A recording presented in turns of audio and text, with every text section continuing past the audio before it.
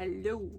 Hi there, today we are talking about everything that I read in the month of June. Had to think about that for a second. But in the month of June, as you may have noticed in some previous videos, I had a lot of work to do, actually quite a lot of work to do. So the first book that I'm going to talk about, I read during a period of about 30 days, I think, which is quite abnormal for me. I usually have like a higher reading pace, but it just wasn't working because of the work, it wasn't working. You get what I wanted to say. So the book I'm talking about is Babel by R.F. Kuang. Now, it wasn't the book's fault that it took me 30 days to get through it, because Babel is a fantastic book. I absolutely enjoyed reading this book. It is about this little boy who, when his mother dies in Canton in China, he gets taken away by this professor who wants to teach him all the basics of Latin and Greek, so he will be very fluent in those languages, and of course in his own language and in English, because apparently this man has been to Canton before, because he has been paying for this tutor who has been helping this boy with his English. So he's also very fluent in English. And the reason why this should be so becomes transparent quite soon, because Babel is actually a tower at the University of Oxford in which people do translation work. But there is a magic system that is based on translation. And that works with bars of silver. And on each side of the bar, a word is inscribed. A word that has basically the same meaning in two different languages. But there is something lost in the translation. And because of that loss in translation, that part that gets lost becomes real, or appears through magic. I think I gave the same example before, but there was like a word in Cantonese that means to learn, and then they translate it to learn in English, but the word in Cantonese is actually more like to enlighten, and because of that the part of light gets lost in translation, and so light appears if you pronounce both the translations correctly. So that is how the system works. I'm sorry, I feel like I'm rushing. I need to take a breath. So in Babel we have this boy, and he is calling himself Robin Swift because he needs like an English sounding name, because otherwise he will appear too strange, which is already happening, because this is set at the beginning of the 1800s, and it was not very common for foreigners to study at Babel or to study at Oxford. Because of the whole colonialism that was going on with Britain, they were considered to be lesser beings to compare to the British. And in this book he makes friends not only with another boy who is from India, but also with two girls who are coming to study there, which is a whole other issue, because, you know, women and studying, so they are frowned upon on being there as well. But that is how they find each other, that is how they connect towards each other. But there is this difficulty for them, because they want to study there. They feel very honored that they get to study there, and for all the things that are given to them. But on the other hand, most of them have these colonial pasts, and they were taken away in some form from their motherlands. So they also feel very conflicted towards this whole system, because helping the British with their translation and their magic is also enriching the British and impoverishing their own countries. So this whole aspect is in this book as well, and it is,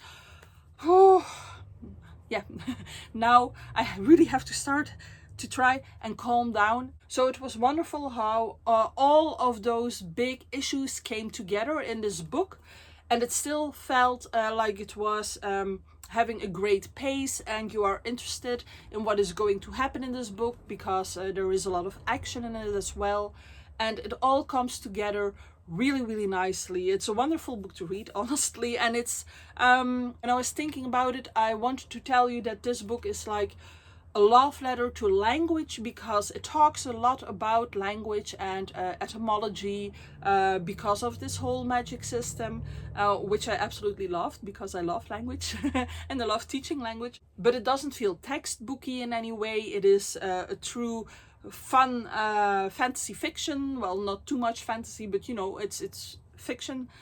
With the magic and everything. So I think you can tell that I actually really enjoyed reading this book, even though it took me as much time as it did. If I have to maybe criticize it a little bit, then maybe the characters weren't too rounded out for me.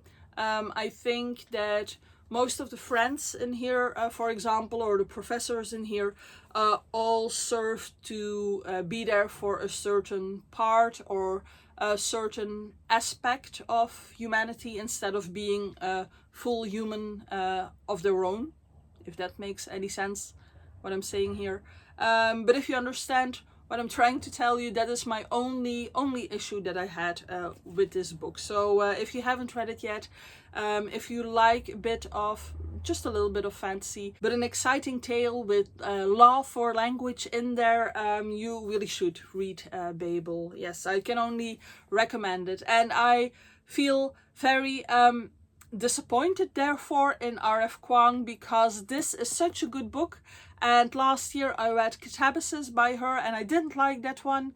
I feel like this one is written by a person who loves language so much and who had this really great storyline in mind, and everything came together so well. And then in Catabasis, I feel like that one was mostly not knowing what it wanted to be. It was ripped up in these different kind of parts that all were like a sort of different genres, just mashed together in a way.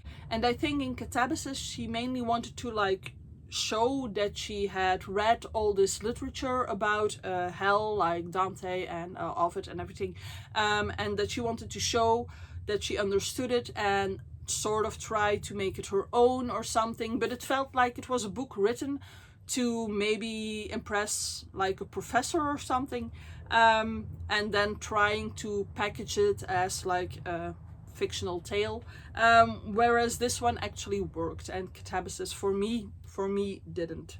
So yeah, really happy that I read this one. Now, as I said before, this one took me quite a while to read, but it was a really good book to read. So it kind of felt like going on a holiday to a place that you really want to visit, and that you want to see all the sights from, and you're going outside and you are visiting all these amazing buildings that you have wanted to see all along, and you enjoy that you are finally getting to see them. But it is so hot outside, and it is really taking a lot of energy to do this, to do all these visits, even though you really want to. But then me finishing Babel coincided with me finishing the main part of work, so I had a bit of free time. And then I read Taylor Jenkins Reid's One True Loves, and it felt like after doing all of this sightseeing in this really, really hot weather, you're really happy to get to your hotel and jump in the pool. I loved Babel. It is really, really great, as I said before, and it gives you everything that I really want in a book. I just feel like maybe in 10 years or so I should reread it when I do not have as much work to do, to give it another chance, but already it gave me so much that I wanted. But then I got to One True Loves and I had free time to read this. I could read this for a couple of hours on end, which is wonderful. But let me tell you what this one is about. So in this one we are following Emma, and Emma, when she is in high school, falls in love with Jesse, who is the captain of the swimming team, and they build a wonderful life together, and they eventually get married, and they both have these jobs that take them across the world, because that's what they wanted to do. They wanted to travel around the world, but then Jesse disappears. It's not too much of a mystery how he disappears, but I won't tell you to make sure that I'm not spoiling anything. But because he disappears, he is presumed dead, and Emma grieves him a lot because she feels like she has lost the love of her life, and she has to go through all the grief, through finding a new purpose in her life again, trying to find like the will and the motivation to move forward without Jesse. And it takes her years to do so. And then finally she is starting to put herself back out there a little bit more, step by step. She's taking it easy, and then she runs into Sam, who she also knows since high school. And they get together, they notice that they have feelings for each other, and they slowly grow. And she is starting her life with him, and he is very respectful of the fact that she used to love Jesse, so everything is good. And there's also, I think, a year, maybe 2 years passing between them, so she really starts to fall in love with him, and they get engaged. But then of course Emma gets a phone call from Jesse. Jesse is still alive, and that's where the whole setup of the book is at, because now she has to decide or figure out what she wants from her life, because her husband has returned, but she has mourned him, she has grieved him, and it used to be the love of her life, and now she is with Sam, who is really kind, and who is like the person that is in her life now, but she is still married to Jesse. So yeah, she has to figure that out, and that is what this book is about. And it was interesting to read about, because it is not as lighthearted as I at first thought it might be, because it actually makes you think, like, what would I do in that situation, which, knock on wood, hopefully would never come to pass. It's a very strange situation to actually happen to someone, I think. But you know, it makes you think about love and what love means, and that is all explored in this book. Nothing of what I've said, by the way, is a spoiler. All of this you already discover in like the first chapter of the book, so don't worry about that. I think this was an interesting book to read. I do feel like some things are, well, a bit implausible would be the word to use here. I don't want to go into too much detail with that, but I do think that if you disappeared for a couple of years and you went through what Jesse went through, whatever that was, then I don't think you would be out of that as mentally, I mean, as easily as he seemed to be. So yeah, anyway, besides that, still a fun read. Even though I'm not really into romance, this is something that can interest me, because there is a lot more to it than just your average love triangle thingy. It's a bit more filled than that. Alright, now, because Babel took me such a long time, and then I read Run Through Loves quite quickly, yes, I only had like 2 days left in the month to keep reading. And first I started to read the book that I was supposed to read, which is the first book in a trilogy, and the first book is called And I Darken. And I still mean to continue that book, but I figured that if I started that one and just continued to read it, then I would have only read and finished 2 books in the month. And I was going so well with reading about 5 books a month, and I didn't really want to give it up, so I sort of cheated a bit, maybe. Yeah, I don't know if you call it cheating, but I decided to, in those 2 days, read 3 more books that are just way easier to read and quicker to read. So they weren't on my to be read. And this is something that I have not done yet this year, which is just choosing books that were not on my to be read. But I really didn't want to give up that feeling of being able to read 5 books a month, and they all perfectly count as full books. So I hope you can forgive me for, yeah, cheating maybe a little bit. But let me talk to you about the 3 books that I read, because they are quite a variety actually. So the first one that I read was Yona of the Dawn, the first volume. Each year I seem to be picking up like one manga, because I feel like I should love manga for some reason, and each year I am disappointed. I tried One Piece, I've tried Frieren, I've tried Naruto, I've tried Dragon Ball, and none of them stuck, so none of them I read past the first volume. But with Jonah of the Dawn, I think we might finally have found something I would like to continue. I would definitely like to read like volume 2 and see if that starts to drag or if it continues like the first one did, because this one was quite fun. We are following Yona, and Yona is a princess, and she is kind of in love with her cousin Suwon, and she also has this guard called Hak, and there is her father, and then she is trying to make clear to Suwon how she feels about him. But then at night she hears things and she goes out to look what is happening, and Suwon has murdered her father. So she actually sees Suwon murdering her father. And that means that she has to flee, and Hak will be her protector, and he's taking her away from the castle, and Suwon has taken over the kingdom. So that's basically the story, and I was enjoying it quite a lot because she's actually a really sweet girl. She's really fun to follow, and then this dramatic thing happens, which I also want to see how that pans out.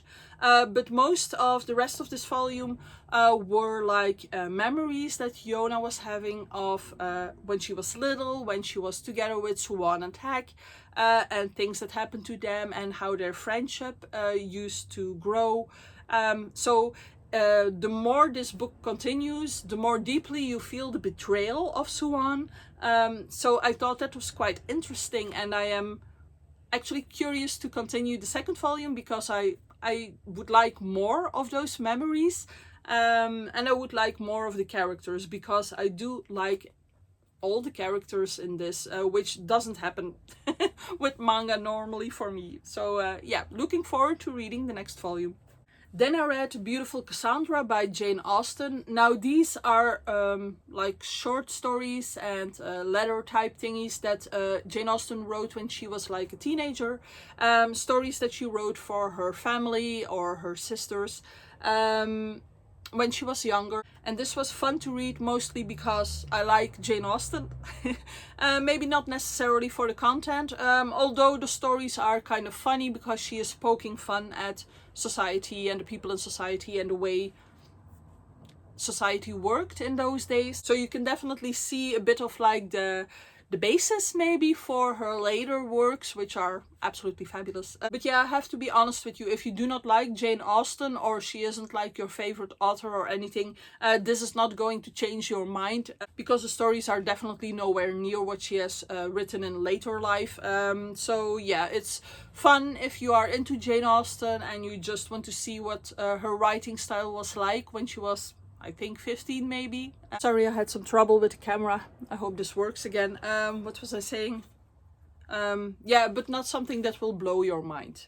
Moving on to the last book that I read then, that was Magnolia Wu Unfolds It All by Chanel Miller. Now you may remember the name Chanel Miller because earlier this year I read Know My Name by her, which was something very, very different. That one was like a memoir about when she was assaulted.